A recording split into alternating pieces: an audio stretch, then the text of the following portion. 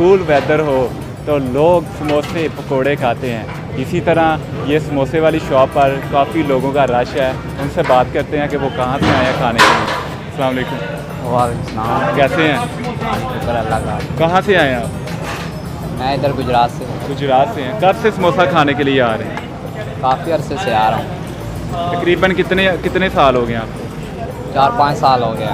इस समोसे में ऐसी क्या चीज़ है कि आप इनका समोसा छोड़ते नहीं हैं? बस अच्छा लगता है और किसी का समोसा खाने का दिल नहीं करता, इस वजह से इधर आते हैं। बाकी भी टेस्ट किया पर अच्छा नहीं लगता। इनका टेस्ट काफ़ी अच्छा है और बेहतर है, क्वालिटी भी अच्छी है इनकी। कितने की प्लेट दे रहे हैं? ये 100 की दे रहे हैं।